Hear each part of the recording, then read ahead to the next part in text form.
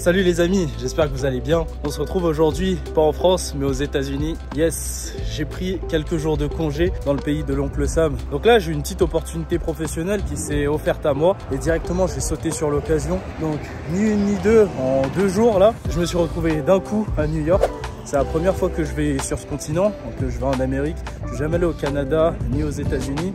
Et je suis même jamais allé en Amérique du Sud.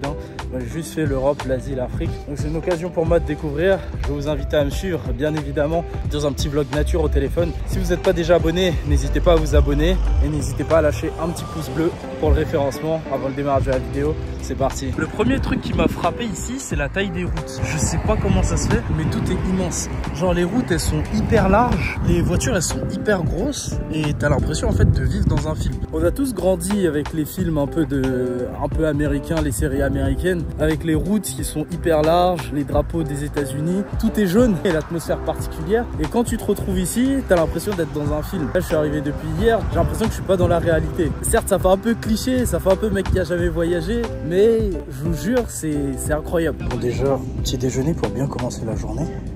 Je sais pas si je suis un tocard ou bien s'il y a juste pas d'eau en fait. J'arrive pas à trouver l'eau. Que des boissons, il n'y a pas d'eau. Au final, je suis sorti avec ça pour 4,50 $. C'est le petit déj le plus aléatoire que je pouvais faire, mais je comprenais rien au rayon. C'était une épicerie mexicaine. Déjà, je galère à trouver de l'eau. Ensuite, j'ai vu des tranches de gâteau. Je me suis dit, vas-y, on va partir sur les tranches de gâteau. Je vais revenir en France à 105 kg, mais c'est pas grave. J'ai réussi à prendre le train. J'étais en singe sur tout le processus. Je savais pas comment acheter un ticket. Et il n'y a pas écrit direction des trains sur un panneau comme en France en fait. Et du coup c'est une sacrée galère. Et j'ai interpellé les gens, excusez-moi, ce train il va à New York. Et les gens ils me regardaient même pas, ils me répondaient pas.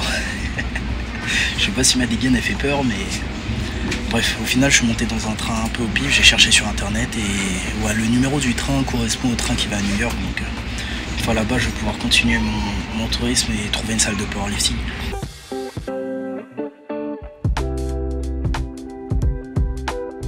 Il y a un gars que je coach à Villepinte qui m'a dit qu'il fallait que je fasse gaffe quand je vais à New York parce que j'allais m'en sortir avec un torticolis. Je comprenais pas ce qu'il voulait dire. Il m'a dit que c'était à cause des bâtiments en fait. Genre on lève tellement la tête pour les regarder. Au final quand on repart de la ville on a mal au cou. Bon là je peux dire qu'il avait raison, regardez.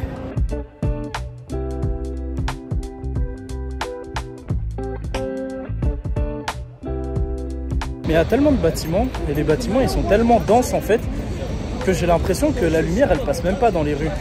Genre j'ai l'impression qu'il fait hyper sombre, il y a genre vraiment beaucoup d'ombre, tellement il y a de bâtiments et concrètement on voit pas le jour. Là les gens qui détestent Paris s'ils viennent à New York, je pense qu'ils vont se gratter les veines. Ils vont s'arracher les veines. En voyant tous ces gratte-ciels, la question que je me suis posée c'est comment et pourquoi ces bâtiments ont été construits de la sorte. Petit à petit en posant des questions, j'ai compris que c'était à cause du manque d'espace au sol qu'à New York ils ont décidé de construire tous les bâtiments en hauteur et tous les bâtiments ont été construits extrêmement vite. Par exemple l'Empire State Building a été construit en seulement 13 mois. Là, faut être trop vif ici. Pour ceux qui ont vu ma vidéo au Portugal, vous vous souvenez, je me suis fait avoir dans un attrape touriste. Je me suis dit plus jamais. Il y a une équipe de 5 tocards habillés en Disney là, qui sont venus et qui ont pris mon tel et qui m'ont dit vas-y viens, prends une photo, prends une photo. Je me suis dit vas-y, je vais prendre une photo, je vais la glisser dans le vlog. En fait, ils prennent ton téléphone, ils te demandent une photo, après ils demandent 5 $. Voilà, j'aurais récupéré mon téléphone, ils demandent 5 $ pour chacun des membres de la troupe. Sinon ils te rendent pas ton téléphone. Je lui ai dit j'ai pas d'argent, prenez pas de photos. Après ils sont repartis. À côté il y a un vendeur qui est ressorti et qui m'a expliqué en fait le stratagème. Je me disais bien, des gens qui sont déguisés, qui me proposent des photos gratuitement, c'est qu'il y a un truc qui pue. Et ce qu'on a, c'est un panini, poulet, parmesan. Panini avec les frites. Je voulais un truc léger avant la salle, mais bon, j'ai réussi à avoir que ça. Ensuite ici, un brownie à la coco.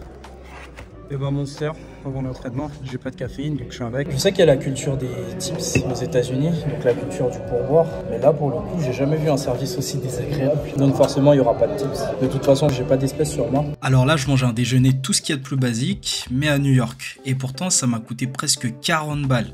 Ici les prix sont complètement dingues, un repas simple ça devient carrément un luxe. Le pouvoir d'achat prend tout son sens quand tu réalises qu'un truc aussi basique peut te coûter vraiment cher.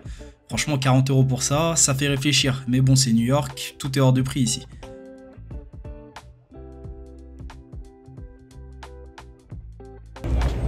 Résultat des recherches de salles de sport. J'ai pas trouvé de salle. Le truc que je comprends pas ici, c'est que quand ils présentent les salles de sport sur Google Maps, il y a plus de photos des vestiaires et des douches que de photos de la salle. Donc de toutes les salles que j'ai vues, il n'y avait rien de bien fou en fait, avec du bon équipement pour bencher. Je demande pas de l'équipement de compétition, mais un équipement type Fitness Park, ça fait amplement l'affaire.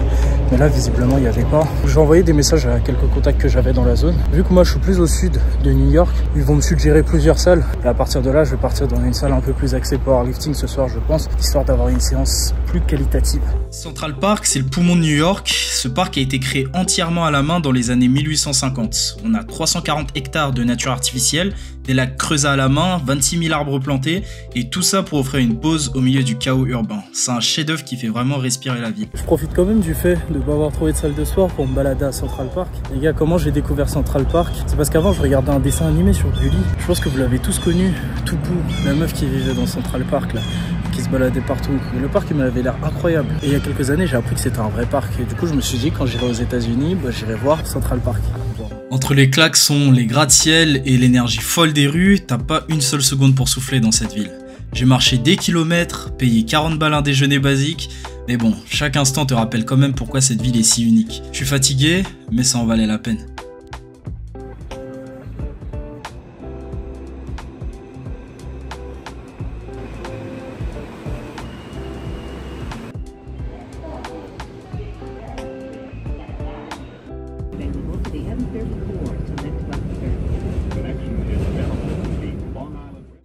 J'ai réussi à trouver une très bonne salle. Le seul problème, c'est qu'elle ferme dans 1 heure. Le plan d'aujourd'hui, c'est développer couché, rowing, séance upper en gros, comme j'ai déjà pu vous en montrer.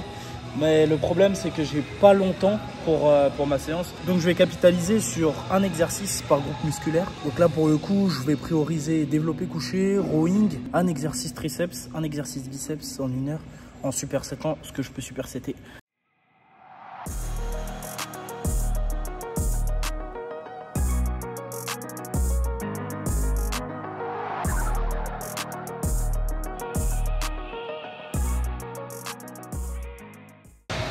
Ah, le mec de l'accueil vient de le faire un peu là. J'ai pris le day pass parce que je pensais qu'il y avait des poids de powerlifting juste ici. Mais en les sortant, je vois qu'il y a un cadenas dessus. Du coup, je vais voir le gars de l'accueil et je lui demande, ouais, excuse-moi, je peux utiliser les poids de power? Il me dit, non mon gars, t'as payé 50 balles pour les 5 séances, mais il faut payer 5 balles par séance pour pouvoir utiliser les poids. Laisse tomber quoi, j'étais vert. Bon après, c'est peut-être un truc répandu aux États-Unis. J'ai trop l'impression de m'être escamé parce que j'ai choisi cette salle, je suis venu ici parce qu'il y avait des poids de powerlifting.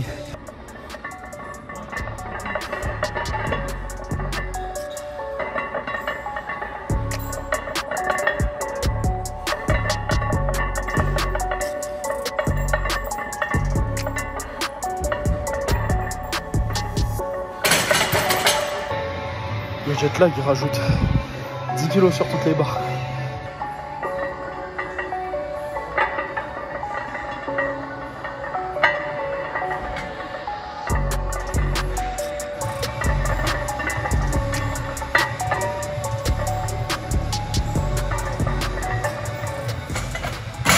À l'heure où je fais ma séance là, il est à peu près 1 h du matin en France. Donc les sensations elles sont pas exceptionnelles. Mais l'important c'est que la séance elle rentre. Comme je l'ai vu aujourd'hui même sur une vidéo de Kameto, c'est qu'à partir du moment où tu te dis une fois les conditions elles sont pas réunies, j'y vais pas. Mais ça, à partir de ce moment là, tu casses toute ta discipline et tu perds le momentum que tu as créé. Donc là, vu que je vais prendre l'avion ces derniers jours et que je vais me préparer, j'ai un peu cassé mon momentum. Ça faisait un petit moment que je m'entraînais 6 sur 7 ou 7 sur 7.